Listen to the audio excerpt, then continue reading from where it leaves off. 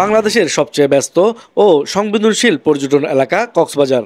প্রতিদিন হাজারো দেশি বিদেশি পর্যটক ভিড় করে বিশ্বের দীর্ঘতম এই সমুদ্র সৈকতে। এত মানুষের আগমন যেমন পর্যটন অর্থনীতিকে সমৃদ্ধ করছে, তেমনি তৈরি করছে অপরাধ ও বিশৃঙ্খলার নতুন ঝুঁকি।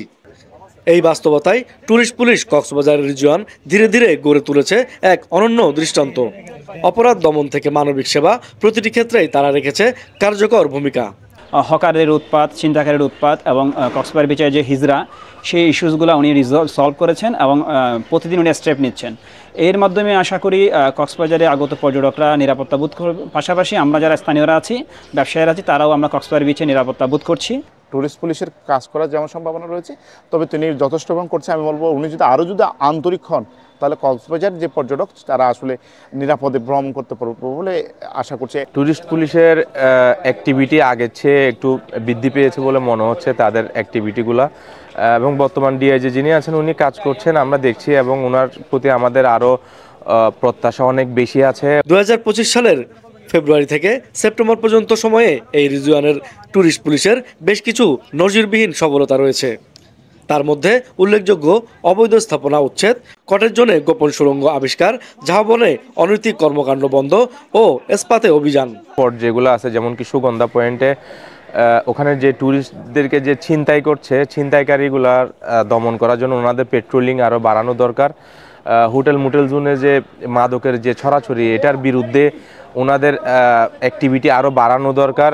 ট্যুরিস্ট পুলিশ সূত্রে জানা যায়, গেল 9 মাসে অতিরিক্ত ডিআইজি আপেল মাহমুদের নেতৃত্বে 25 জন ছিনতাইকারী, 34 জন ভাসমান অপরাধী, 8 জন ইফটিজার ও 3 জন মাদক ব্যবসায়ীকে গ্রেপ্তার করেছে ট্যুরিস্ট পুলিশ। যেখানে 134 জন হারানো শিশু, 24টি মোবাইল ফোন, 10 জন জীবিত ব্যক্তি ও 19টি মৃতদেহ উদ্ধার করতে সক্ষম হয়।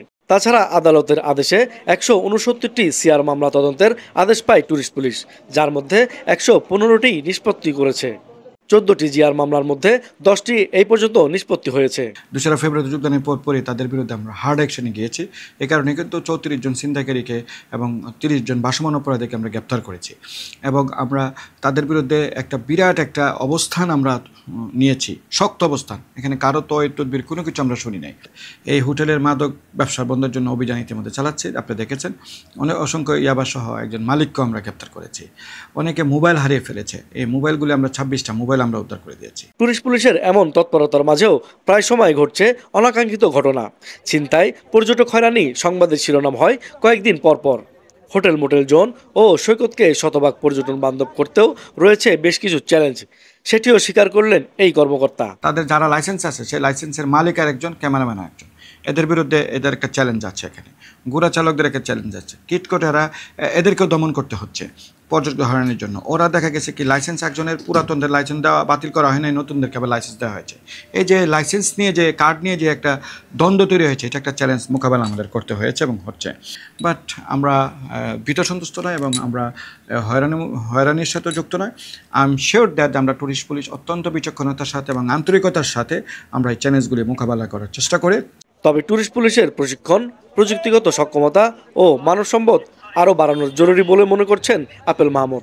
এছাড়া ট্যুরিস্ট পুলিশের কার্যকারিতাতে আরও গতিশীল করতে সমন্বিত পর্যটন নিরাপত্তার নীতিমালা দরকার বলে মনে করছেন কক্সবাজারের সচেতন মহল। আরস ফারুক, পেনওয়া নিউজ।